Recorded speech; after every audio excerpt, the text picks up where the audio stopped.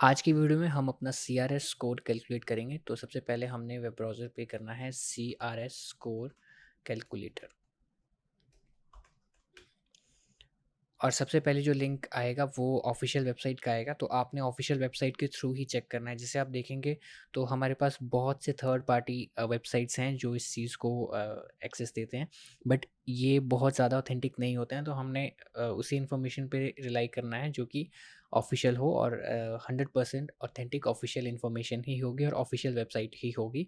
तो सबसे पहले हमारे पास cic.gc.ca की वेबसाइट है। मैं इसका लिंक आपको डिस्क्रिप्शन में भी दे दूँगा, तो आप वहाँ से क्लिक करके डायरेक्ट इस पे जा सकते हैं। बट आप एक बार वीडियो कंप्लीट देखिए सो आपको इस चीज़ की बेटर अंडरस्टैंडिंग हो पाए। जब आप इस पे क्लिक करेंगे तो आपके पास एक-एक डिटेल फिल आउट करने को आ जाएगा। तो यहाँ पे ऐसा नहीं है कि अगर आप यहाँ पे अपनी डिटेल्स फिल कर देते हैं तो आपका कोई अकाउंट बन जाता है, या फिर आपका कोई यूसीआई नंबर जनरेट हो जाता है, या कुछ ऐसा हो जाता है। तो ऐसा इस पे कुछ भी नहीं होता है। तो आप यहाँ से टूल से अपनी एटलीस्ट सीआरएस कैलकुलेट कर सकते हैं। सो आपको ये पता चल पाए कि क्या आप एलिजिबल हैं, अगर नहीं हैं तो कितना डिफरेंस आ रहा है। तो चलिए हम ज़्यादा टाइम ना लेते हुए व्हाट्स योर हम इसमें एक प्रोफाइल जो है इमेजिनरी प्रोफाइल बनाते हैं।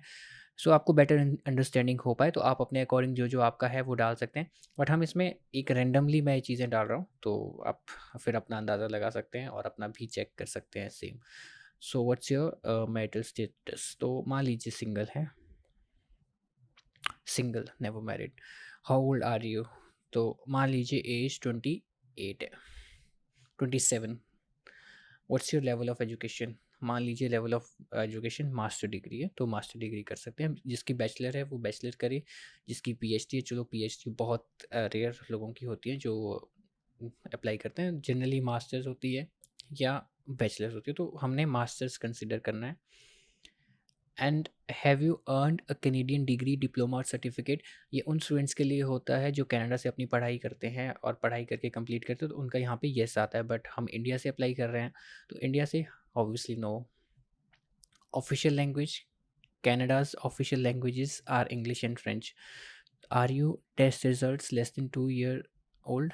तो यस, आपने अगर आप इसको चेक कर रहे हैं तो आपने आइल्स अपना दिया ही होगा। अगर नहीं भी दिया तो आप अपना जो आपको लगता है कि लगभग इतना स्कोर आएगा तो वो आप यहाँ पे फिल आउट कर सकते हैं, जस्ट टू चेक कि आपका क्या सीआरएस बनेगा।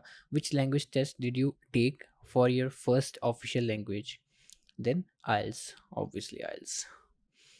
तो इसमें जो स्कोर है अगर आपका आ गया है तो बहुत अच्छी बात है, अगर नहीं आया तो आप इसको अंदाजे से लिख लेते हैं। मान लीजिए स्पीकिंग में आपके 7 बैंड है, लिसनिंग में आपके 8.5 हैं, रीडिंग में आपके 7.5 और राइटिंग में 7। तो इसमें आइल्स का जो 8,777 का रहता है, 8 in listening and speaking, reading and writing में 777 बैंड्स आपके एटलीस्ट होने चाहिए, तभी आपका जो है सीआरएस में अप्लाई करने का फ़ायदा है, एक्सप्रेस एंट्री में अप्लाई करने का फ़ायदा है, तभी आप अपना सीआरएस जो है इसमें चेक करने का फ़ायदा है, क्योंकि इसकी जो कट ऑफ है वो काफ़ी ज़्यादा रहती है। Do you have any other language test, so हमारे पास मान लीजिए अदर लैंग्वेज नहीं है। वैसे इसमें फ्रेंच अदर लैंग्वेज हो सकती है, बट मान लीजिए हमारे पास नहीं है।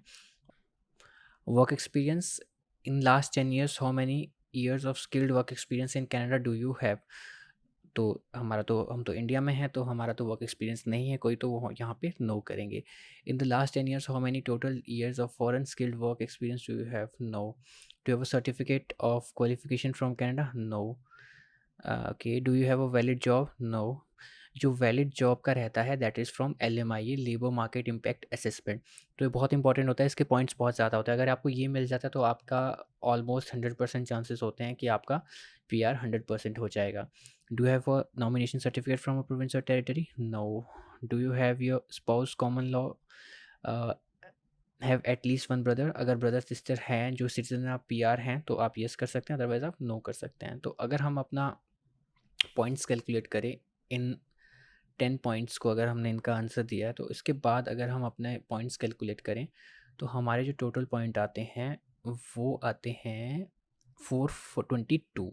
सीआरएस स्कोर हमारा 422 है। अगर हमारी जो है लेवल ऑफ एजुकेशन क्या था, मास्टर्स, 27 years मास्टर डिग्री, और हमारे पास आइल्स 8,777 था, और हमारे पास वर्क एक्सपीरियंस कोई भी नहीं था कनाडा में, राइट। अगर आपका वर्क एक्सपीरियंस इंडिया में होता है मान लीजिए 3 इयर्स का, 3 इयर्स से ज़्यादा का, मिनिमम 3 इयर्स का अगर होता है तो यही पॉइंट्स हमारे हम चेक कर लेते हैं, कैलकुलेट कर लेते हैं एक बार। तो यही पॉइंट्स हमारे 472 हो जाते। तो जॉब से एकदम से आप देखिए कितना डिफरेंस आ गया पॉइंट का। अगर हम देखें CRS cut off latest,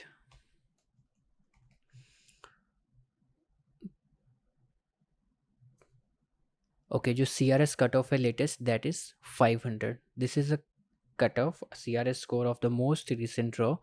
anyone with this score और higher would have received invitation to apply for express entry. तो लेटेस्ट जो CRS स्कोर कट ऑफ है दैट इज़ 500। तो 500 तो हमारे बहुत मुश्किल से होते हैं, बहुत ज़्यादा मुश्किल से। अगर मान लीजिए इसमें हम और कुछ ऐड कर देते हैं, और हम क्या ही ऐड कर सकते हैं इसमें, कुछ हर चीज़ बिल्कुल एंड पे है। एजुकेशन भी मास्टर्स है, 3 इयर्स से ज़्यादा का वर्क एक्सपीरियंस भी है। बट अगर इसमें हम एक चीज़ ऐड कर देते हैं, आप देखिए कितना डिफरेंस आ जाएगा। ओके, कैनेडियन एजुकेशन यस, और इसमें हम ऐड कर देंगे कैनेडियन एक्सपीरियंस। 2 इयर्स का कनाडा का एक्सपीरियंस है। तो उसके बाद जब आप अपने कैलकुलेट करेंगे स्कोर्स, तो आपके कहीं जाके 540 होते हैं।